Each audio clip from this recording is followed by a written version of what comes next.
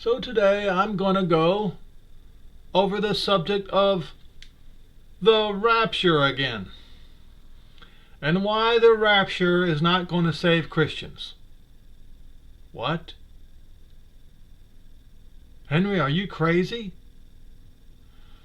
Alright, so let's look at what Wikipedia says about the rapture. The rapture is an eschatological end times concept held by some Christians. Well, it's held by the Catholics too, they just don't call it that. Particularly those of the American evangelism, consisting of an event when all the dead Christian believers will be resurrected and join with Christians who are still alive. Together they will rise in the clouds to meet the Lord in the air. Notice that the word Israel, the Jews, was deleted from that concept. Yet, let me see here. Somewhere it says something about the elect. Okay? Or it might be in... We'll read a little bit more. Many different timelines have been asserted that tie ideas of a 7-year Great Tribulation, for example, pre-tribulation, mid-tribulation, pre-wrath, post-tribulation raptures, and to a 1,000-year age of messianic rule, millennialism, pre-millennialism, post-millennialism, amillennialism, and preterism.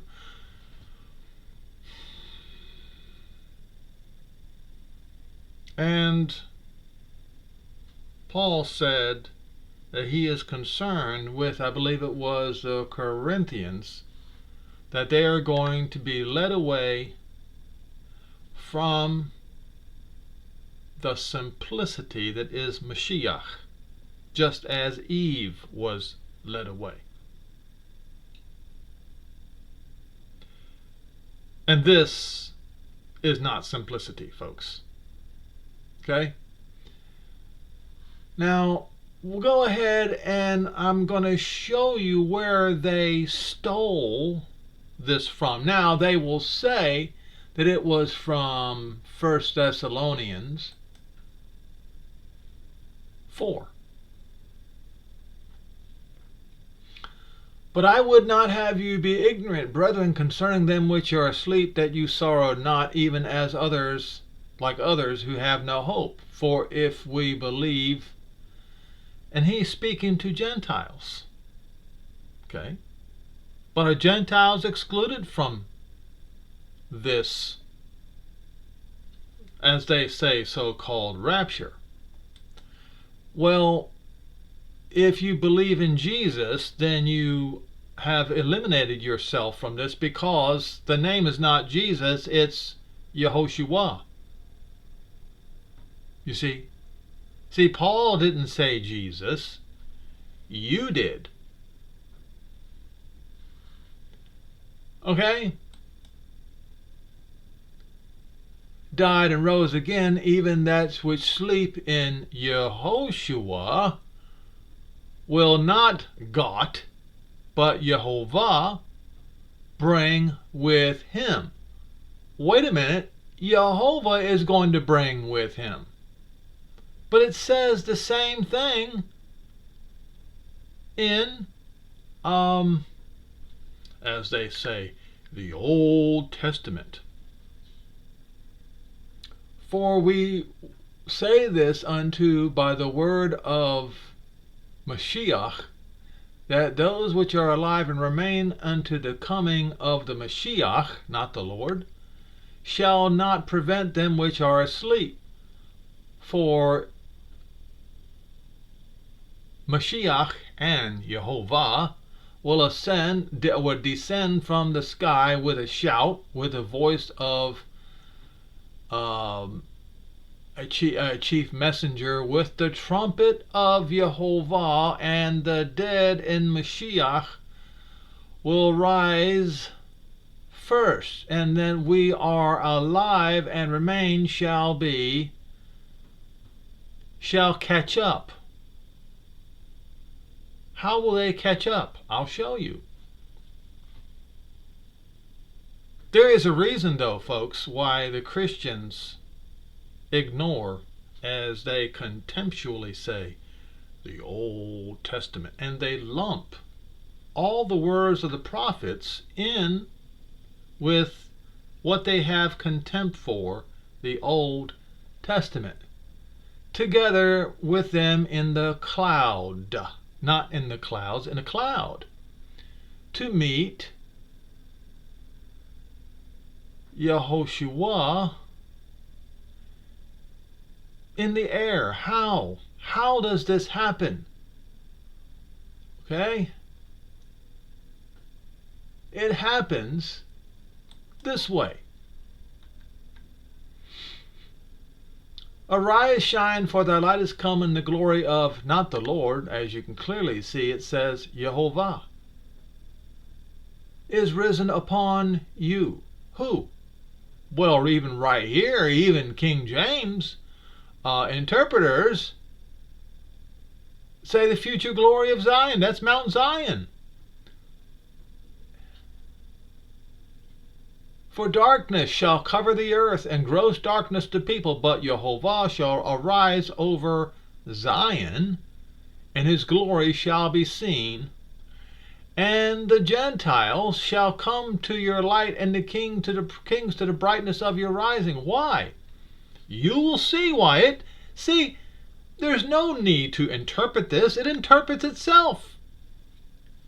Lift up your eyes round about and look.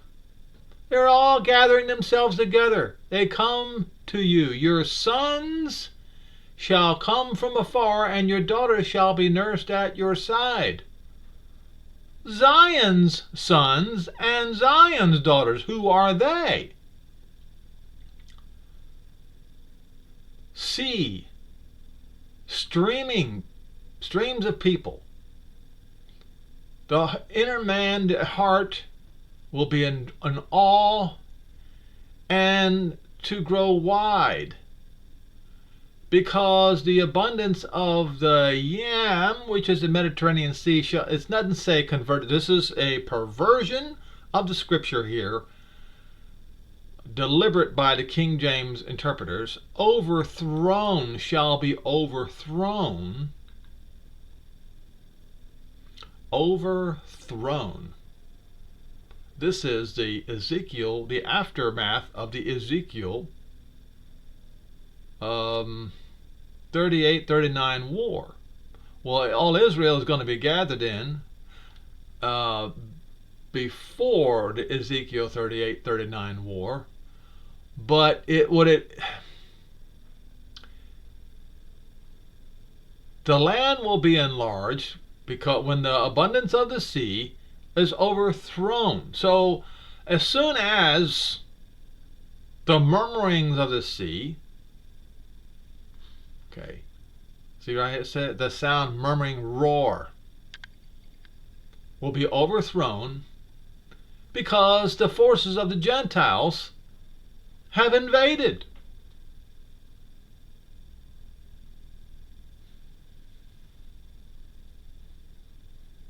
Ezekiel 38-39? Doesn't that make any sense? Now, let's continue. The multitudes of camels shall cover the dromedaries of Midian and Ephah, and those of Sheba shall come, and they will bring gold and incense. Yes, the folks in Saudi Arabia have a lot of gold. They're going to bring that to Zion, and they shall show forth praises to Yehovah. But the abundance of the sea is going to be overthrown. The abundance of the Mediterranean Sea, that is the Roman Empire, is going to be overthrown.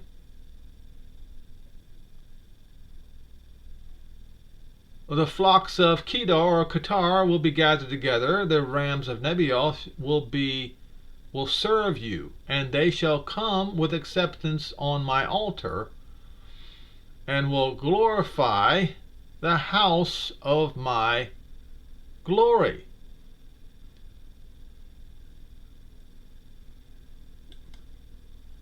Fly, to fly. So flying in the cloud, that's what it says, flying in the cloud, like doves to their windows. The coastlands shall wait because the ships of Tarshish first. Why? Because Tarshish is beyond the pillars of Heracles.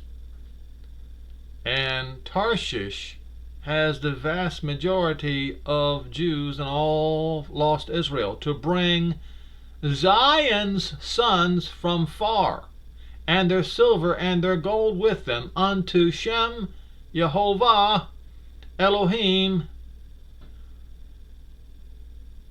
the Kodesh of Israel. So the sons and daughters, being that he is still, that Yehovah is the Kodesh of Israel, the sons and daughters of Israel are also the Kodesh of Israel. The sons of strangers shall rebuild your walls, and their kings shall serve. For in my wrath I smote you. He smote Zion in his wrath 70 CE.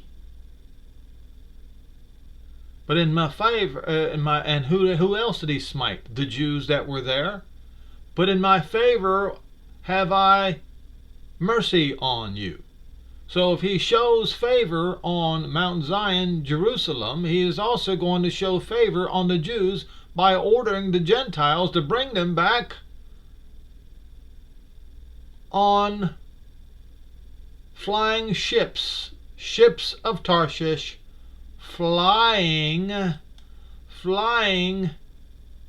to soar, ships of Tarshish.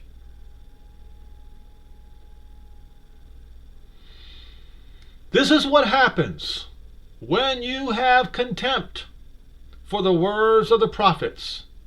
You will not be ready.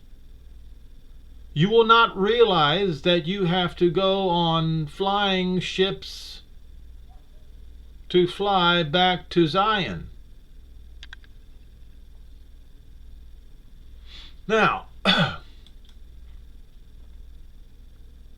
who is the elect? For Jacob my servant's sake, and Israel my elect. That is one more reason why the Christians hate, as they say, the Old Testament. It even says, I have called you by your name. I gave you a name, even though you have not known me. He is still there. Israel is still the elect. All right, replacement theology. Replacement theology, supersessionism. That is what caused Christians to exclude Israel from their rapture.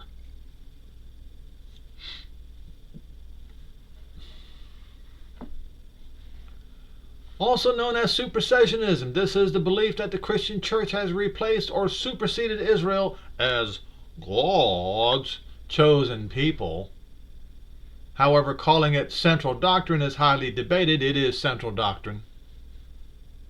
It is their central doctrine.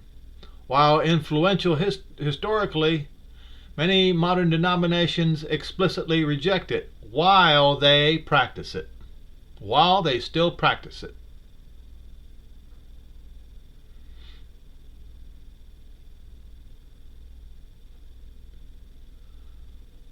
Perspective on this doctrine differ widely across branches of Christianity. Affirmative views, often referring to it as fulfillment theology by its proponents, this view holds that the new covenant, and as they say, Jesus Christ, which is a false name,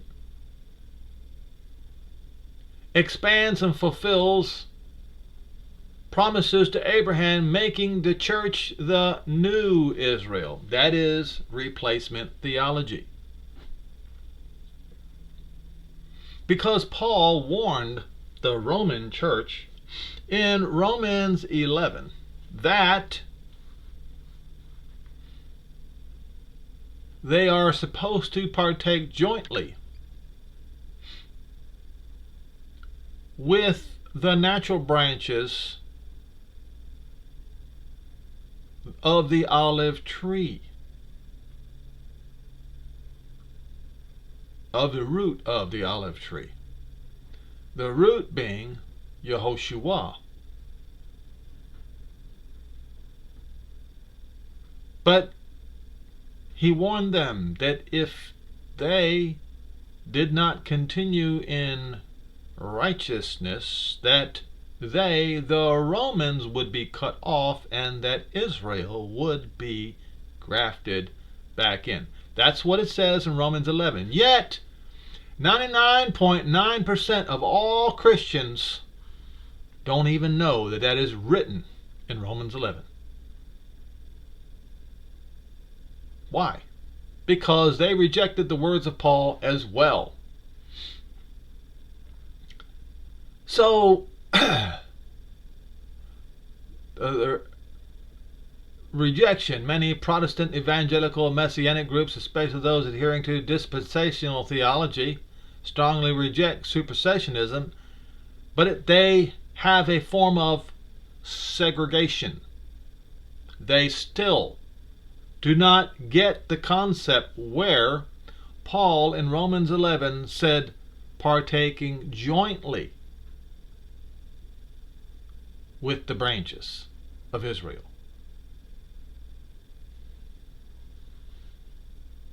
They still segregate themselves from Israel.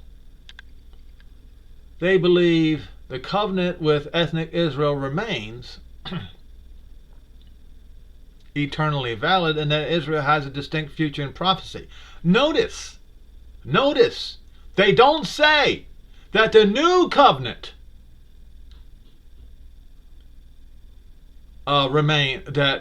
becomes valid with Israel. They only say the covenant. What covenant? If you read Jeremiah 31 verses 31 through 34, it clearly states that he's going to provide a new covenant for the house of Israel and the house of Yehudah. They're claiming, when they say the covenant with ethnic Israel remains eternally, they're implying the old covenant, a covenant which Israel broke. Yet the new covenant, that is, when it is spoken, it says it's for the house of Israel and the house of Yehudah. Not only does it say that in Jeremiah 31 verses 31 through 34, it also, Paul explicitly said it in Hebrews 8 verses 8 through 12. But you see what they did there.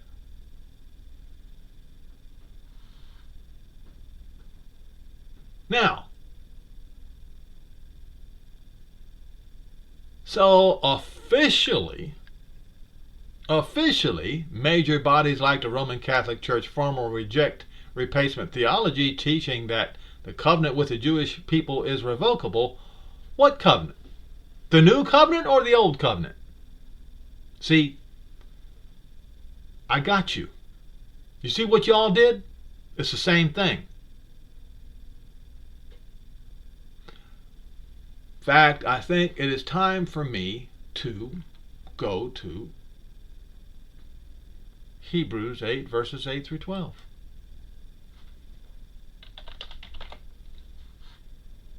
I know you don't like to read the words of the prophets, but the words of the prophets are going to stand, whether you like it or not. Hebrews 8 verses 8 through 12.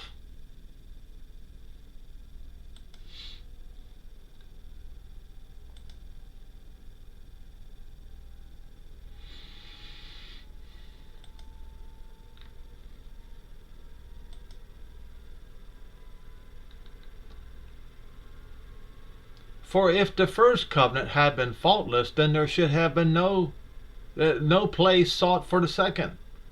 For finding fault with them, with Israel, he said, behold, the days come, says not the Lord, but Yehovah. You can go and look Strong's Concordance using Bible Hub, and you will see that it says Yehovah, okay, instead of the Lord. That I will make a new covenant with the house of Israel and with the house of Yehudah, not according to the covenant that I made with her. Oh, so these people are saying, they're saying that they're implying that the old covenant still applies with the Jewish people. It's not the covenant with the Jewish people is irrevocable. It is the blessings. Look, let me show you something. We go to, once again, Bible Hub, and we go to Romans 11.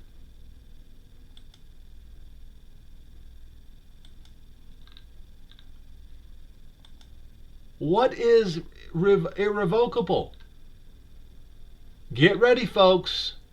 You're going to find out that the old covenant was revoked, but the blessings was not. As concerning the glad tidings to Zion, not gospel.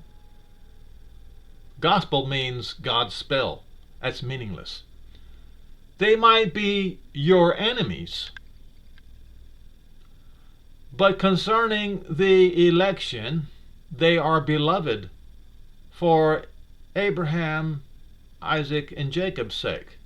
For the gifts and callings of Yehovah cannot be changed. They are irrevocable. It does not say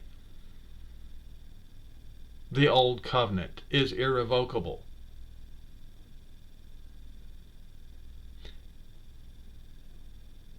So the gift of grace right here concerning Israel and the calling, the predestination of Israel,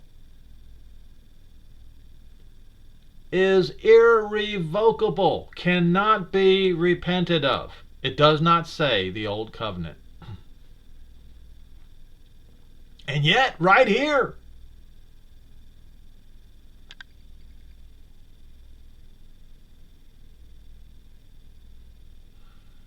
verse 25, for I would not, brethren, that you should be ignorant of this mystery, lest you should be wise in your own conceits. Who is he talking to? The Romans. That partial blindness happened to Israel until the time of the Gentiles is filled up. It says the same thing, slightly different way in Luke 21, and it literally says times of the Gentiles. And so all Israel shall be saved. Salvation by grace while they are still in sin. Because it is written. Not because they repented. No. But because it is written, there shall come out of Zion the deliverer, Zion, and he will turn away unrighteousness from Jacob. Because this is my covenant. What covenant? Hebrews 8, verses 8 through 12. Jeremiah 31, verses 31 through 34. The new covenant, when I shall take away their sins. The gift of grace and the calling of Yehovah of Israel, the election of Israel, is irrevocable. Not the old covenant. And yet they imply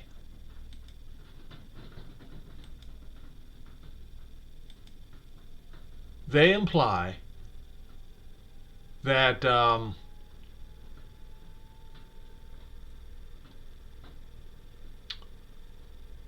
they imply that the old covenant still applies for Israel. This is how they segregate them. They say that the new covenant applies to the church, but that the old covenant applies to Israel. That concept is a lie, and you better beware of this false concept. All right? So, make sure that, all right, I got that. And the sons of strangers shall build up your walls. Well, what strangers? What are we talking about? You'll see. And their kings shall be your servants. For in my wrath I smote you, but in my favor I have mercy on. Yes, so he is going to have mercy on Israel, on Zion. Therefore your gates will be open continuously, that they not be shut day nor night, that men may bring unto you the wealth of the Gentiles.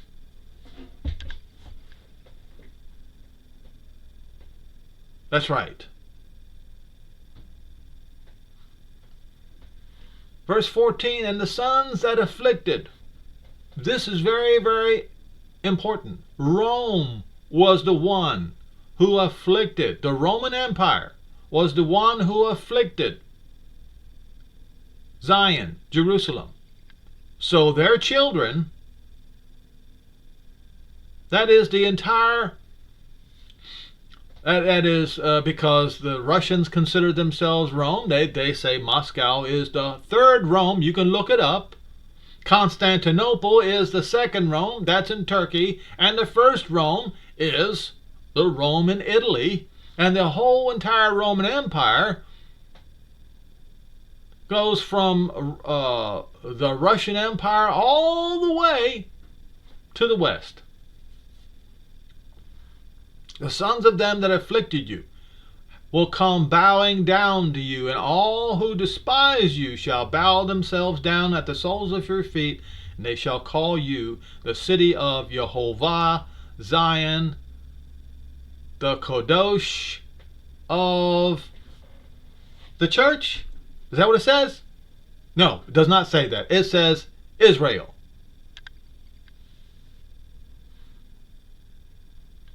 Okay?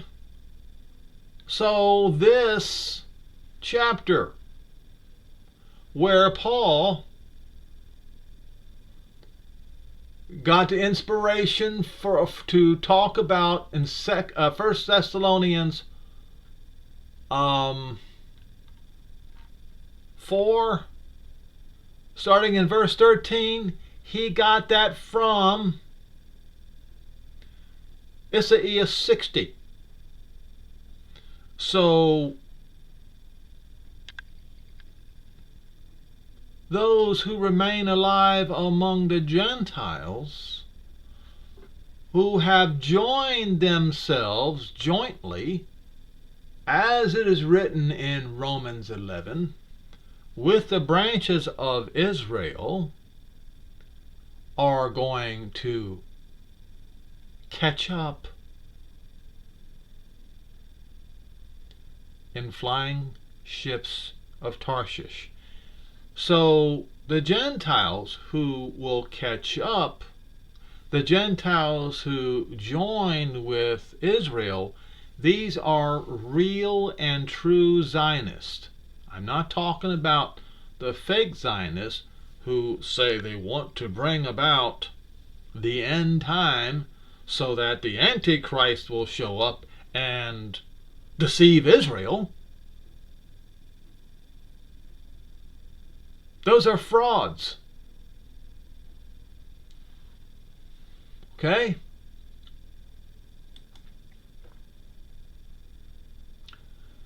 The idea, I always like to ask questions. AI provides answers. Sometimes they're wrong answers. Sometimes they get it right. This right here, they got it right. Show contempt for Israel by separating from Jews traces back to the early centuries of the church. And indeed, Paul warning the Romans in Romans 11 not to do this. They didn't listen to him.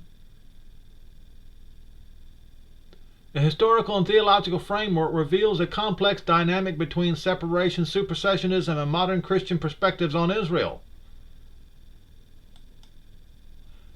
Early church schism in the 4th century, church leaders actively sought to distinguish Christianity from its Jewish roots. Emperor Constantine famously advocated separating from the detestable company of the Jews, and that's when it became codified into law. That's when the Gentiles codified their hatred for the Jews.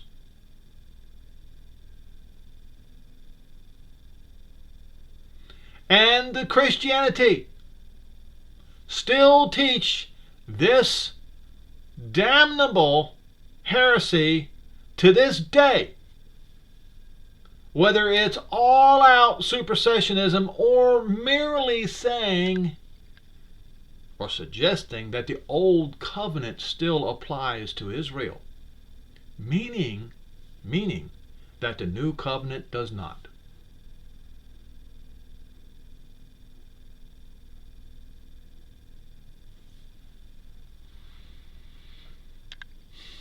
I'm going to read to you once again, because I have not read it enough to you. I'm going to read it to you from Jeremiah 31 verses 34, so I can pound this into your heads that the new covenant is for Israel. So we'll start in verse 1. At that time, says Yehovah, I will be the Elohim of all the clans of Israel, and they shall be my people. Okay? So that is the one fact you can't get away from. Now we go down here to 31. The days will come, says Yehovah, that I will make a new. You see that? Kadash means new. Berith, covenant with the house of Israel and with the house of Yehudah. So, what I'm telling you, if you are suggesting that the old covenant is still going to apply to the house of Israel and to the house of Yehudah, you are deliberately trying to snatch grace from the Jews. That's what you're doing. The new covenant applies to them. This is precisely the reason why this channel is called The New Covenant is for Israel. Not according to the covenant which I made with their fathers in the day that I took them by the hand to lead them out of the land of Egypt, which my covenant they broke when I was their husband, says Yehovah. This shall be the covenant I will make with the house of Israel in the after part. That is, after the time of the Gentiles comes to the end, or when the time of the Gentiles comes to the end. I will put my Torah in their inward parts and write it in their hearts. I will be their Elohim, and they shall be my people. And they shall no more teach every man his neighbor and every man his brother, saying, Know Yehovah, for they shall all know me. That's right. They shall all know me, from the least unto the greatest of them, says Yehovah, for I will forgive their iniquity and will remember their sins no more. This is, right here, I will. Not if. I will forgive their iniquity and I will remember their sins no more. That is the central doctrine of the new covenant, is that he is going to forgive Israel's iniquities and will remember their sins no more. Have you ever heard your preacher say this? No, you haven't. Have you ever heard your priest say this? No, you have not. You have not. And yet, They declare, they say the new covenant, the new covenant, but they will not acknowledge who the new covenant is for.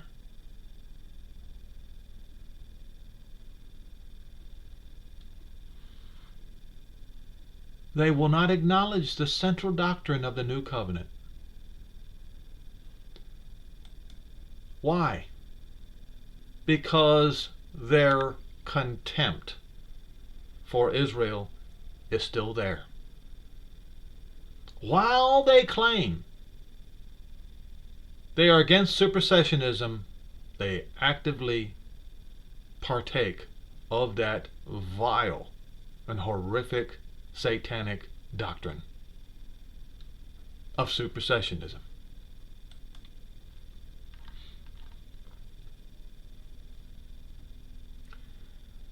And just in case, those of you who say, oh, no, the Roman Catholic Church, we do not, no. Oh, yes, you do. I'm not going to read this whole thing, but every one of you should read this. The Roman Catholic Church, the Holocaust, and the demonization of the Jews.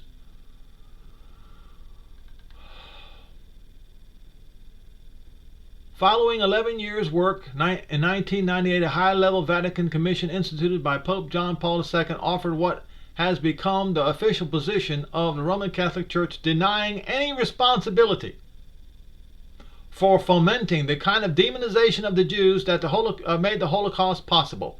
In a 2001 book, The Popes Against the Jews, I demonstrated that, in fact, the Church played a major role in leading Catholics throughout Europe to view Jews as an existential threat. Yet defenders of the Church position continue to deny that the historical evidence and to launch ferocious ad hominem attacks against scholars who have researched the subject. The anti-Semitism promulgated by the Church can be seen as a part of a long battle it waged against modernity with which the Jews were identified. Okay?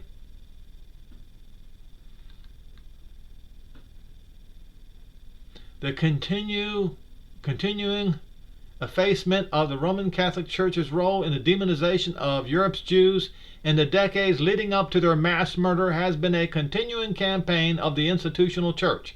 It has been particular importance to the church's right wing, left wing as well, and you'll see it today. The left wing and the right wing of the enemies of Israel are of the same demonic bird.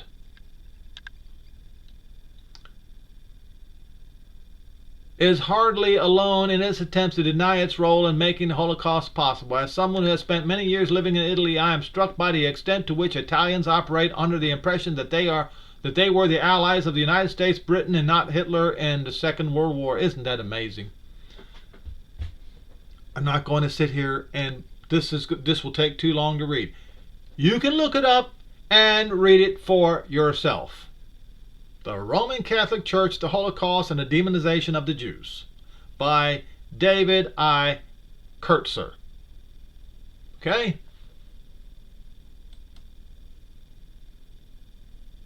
Now, speaking of Jeremiah 31 verses 31 through 34 that I just read, Christians do not typically ignore the Old, as they say, Testament, but rather they reinterpret its application. They reinterpret its application. In other words, what they do is they will say, oh, well, this applies to the church now and not to Israel. Reinterpret its application. Okay? Now, I want you to see something here. This is a primary example of reinterpreting its application. Okay? Deuteronomy 5 and in verse 8, it says, you shall not make any graven images of any likeness of anything which is in the sky above, or that is in the earth below, or as that is in the waters beneath the earth. So, what do? They make graven images of somebody that they believe is in the sky. They post it up on a cross, and on every Sunday they bow down and worship it. Okay? And they even make graven images of fishes. For whatever reason. You shall not bow down yourself unto them, nor serve them, because Yehovah Elohim, not Lord God, because God is not anybody's Lord.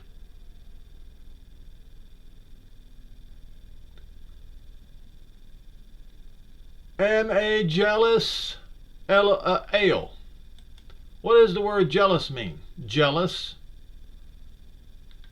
kana.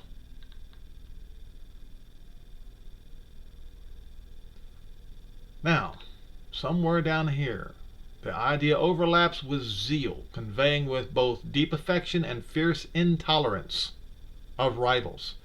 So he's not allowing any sort of this type of idolatry. Not even your cross with a graven image that you bow down and worship on Sunday. He's not going to tolerate that.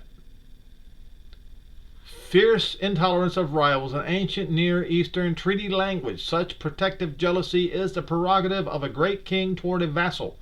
Scripture borrows that political imagery and weds it into marital language. Israel is not Yahweh, but Yehovah's treasured possession, and any flirtation with others breaches covenant fidelity. So, you Christians, bowing down to a graven image on Sunday, you are breaching the new covenant. Listen to me when I tell you this. You are breaching the new covenant.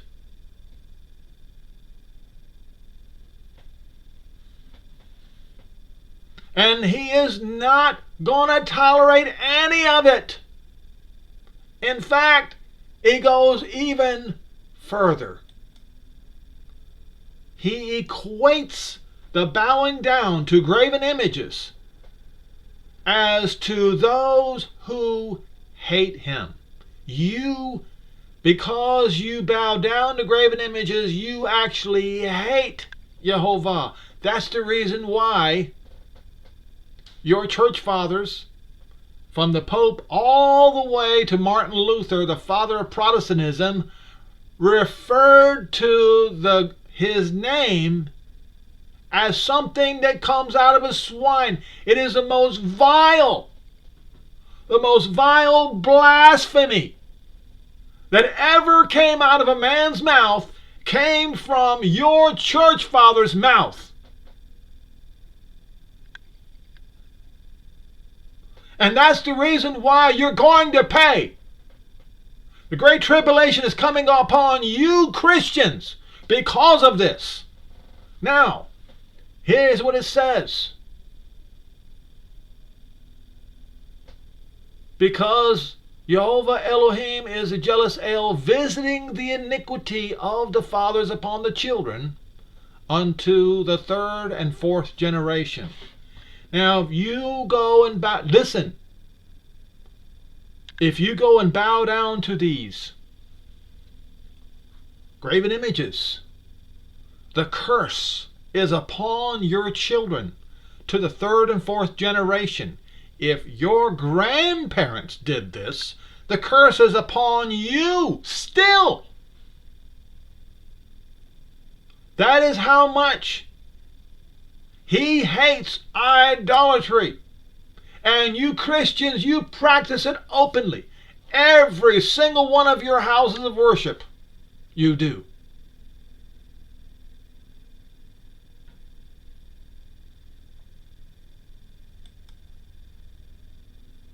Now, you Christians, you with contempt call the words of the prophets, the Old Testament, and you reapply interpretation where the Scripture says that the Scripture is of no private interpretation. It says that. You can go look it up. Just type it in. But it says right here, but in the days of the voice of the seventh messenger, when he shall begin to sound. Now, when about to sound, when he is about to sound, which means it's just before the sounding of the shofar. The mystery of Yehovah Elohim shall be completed, fulfilled. At that time, the mystery of Yehovah is going to be fulfilled as he declared to his servants, the prophets. What prophets? Isaiah, Jeremiah. Well, we just read Ezekiel 38 and 39. Those prophets.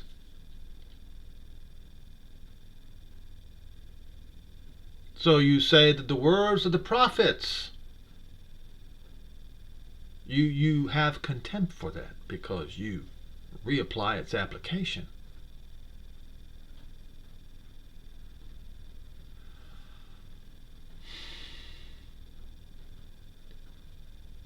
And that is the reason why, folks, that's the reason why this is going to happen.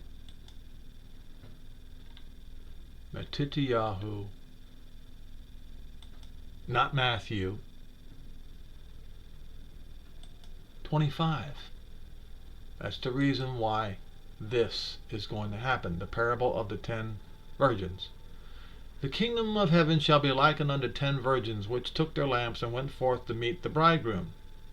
And 5 of them were wise, and 5 of them were foolish. Who were the foolish ones? The ones that thought that they were going to be raptured. They stood around and waited. You don't believe me? We'll keep on listening. Those that were foolish took their lamps and took no oil with them. They did not take a container of oil with them. Therefore they were not ready. But the wise took oil in their vessels with their lamps. They were prepared themselves because they knew that there was going to come a time that they had to leave. The 5 foolish didn't prepare themselves. Was it because, I ask a question, was it because they were going to be raptured and they didn't need to prepare themselves?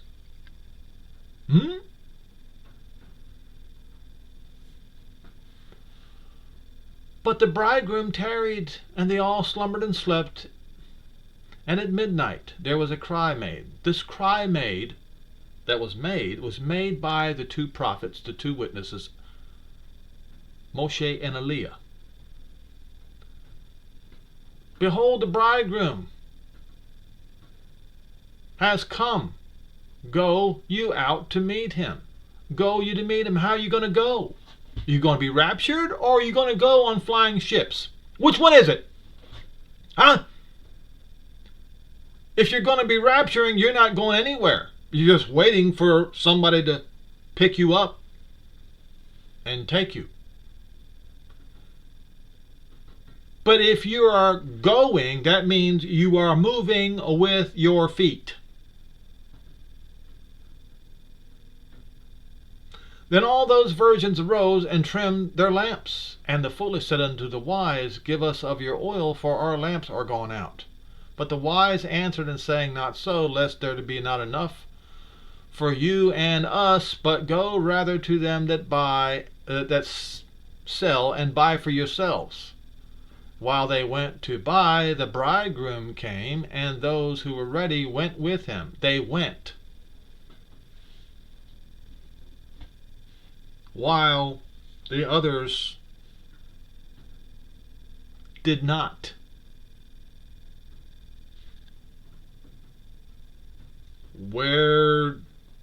How did the 5 wise go.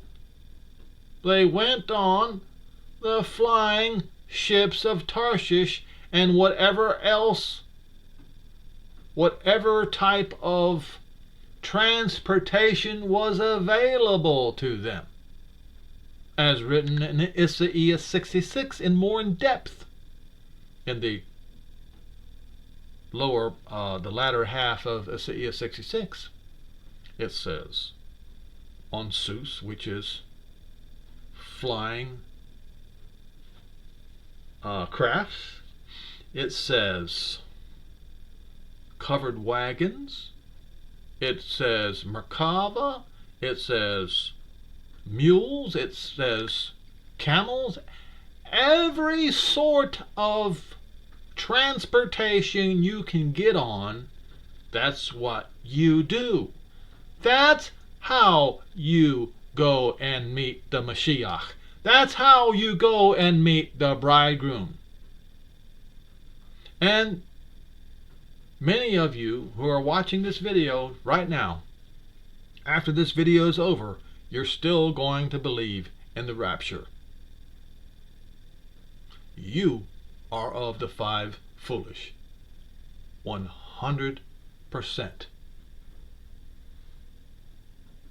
Now, once again, I warn you, right here, I fear that by any means, as the serpent beguiled Eve through his subtlety, so your minds should be corrupted by the simplicity that is not Christ, but Mashiach. How do I know this?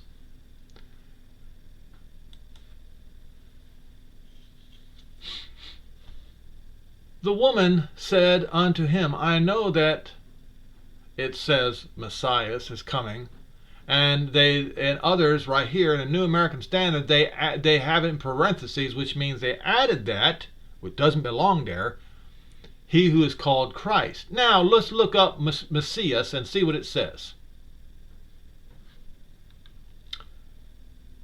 Mashiach, not Christ. Replacement theology. I want you to remember this. So is Yehovah about replacing names, words, doctrine with other names, words, and doctrine, as he is with replacing him with graven images.